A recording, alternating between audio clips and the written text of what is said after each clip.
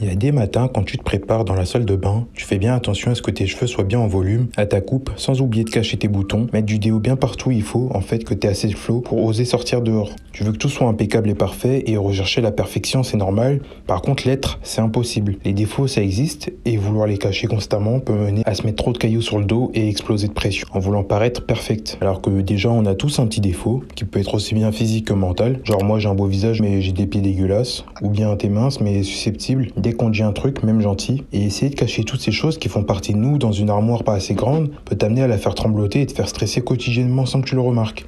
Si on cherche toujours à paraître pour une star, même dans les pires moments, être à son top 1% maximal, que ça soit physique ou intellectuel, ça s'explique déjà par ta volonté d'être accepté des autres. Ça t'est déjà arrivé de faire une blague qui marche? Exemple, c'est quoi une frite enceinte? Une patate sautée? Et là, si t'arrives, je t'ai pas déçu, mais si je te fais celle-ci, c'est l'histoire d'un pingouin qui respirait par les fesses, un jour il s'assoit et il meurt.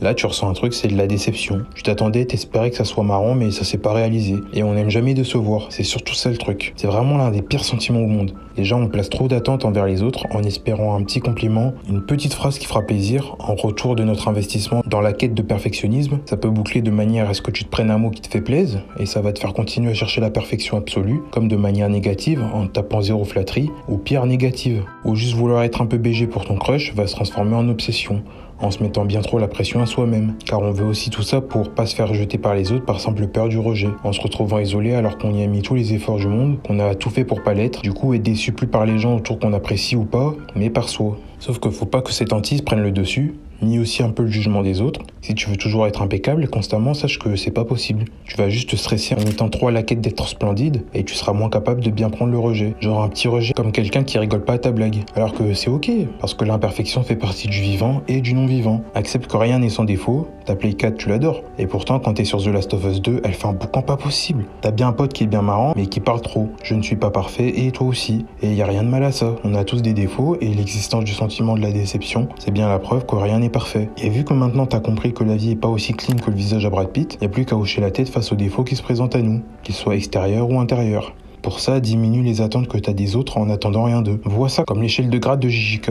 Dans Jujutsu Kaisen, il y a les exorcistes et les esprits maudits. Et pour que les exorcistes crèvent pas face au fléau, il y a toujours un différentiel supérieur entre les deux. Si Geto qui est de grade 1 se bat contre une malédiction de grade 1, il lui est supérieur. Mais si Megumi qui est de grade 2 fait un tête contre tête garde du Nord face à cette même malédiction, ça sera bien plus compliqué. Mais du coup, toi, imaginons que tes attentes soient de grade 2, sois pas de grade 1 en étant trop optimiste, sinon tu seras trop déçu. Ni de grade 4 en faisant le pessimiste sombre de Dark Sasuke. Le grade 3 est la meilleure opposition à avoir, t'es optimiste, mais tes attentes ne sont pas immenses, juste neutres. C'est le meilleur moyen de pas se faire décevoir, aussi bien de soi qu'extérieurement. Et je vous assure que quand on s'attend à rien, on est bien plus heureux quand on nous dit TBG ou qu'on vient de gagner un cadeau que l'inverse, vu qu'on laisse de côté la pression qu'on se met en voulant toujours être à son plus haut potentiel. Et même si des fois on sera déçu, parce que ça se fait pas en un jour ce que j'ai dit, que la vie nous présente des occasions où on nous apprend des éléments sur certaines personnes, qu'elle essaye toujours de nous baiser le fion, moi qui suis ultra optimiste, j'ai encore du mal aujourd'hui à faire ça. Les déceptions de la vie sont plus simples à laisser couler vu que t'es plus imparfait, t'es plus indulgent envers toi-même, alors que souvent c'est avec justement nous-mêmes qu'on est le moins comme ça. Tu lâches le perfectionnisme inutile la plupart du temps, ce qui te laisse être plus authentique avec ton entourage et au boulot, moins stressé par rapport aux autres et surtout à soi. Le sentiment de déception c'est vraiment l'un des pires du monde je pense, mais quand on sait moins le ressentir sans être un robot,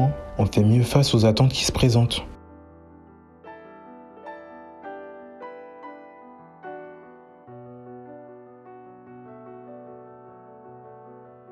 Si la vidéo t'a plu, tu pourrais me lâcher un petit like au moins, parce qu'on se rapproche de plus en plus des 1000 abonnés. Et après, tu vas voir, ça va faire un effet boule de neige jusqu'au 100K. Et aussi le Discord, si tu veux venir. Voilà, on discute, on est tranquille, on est là.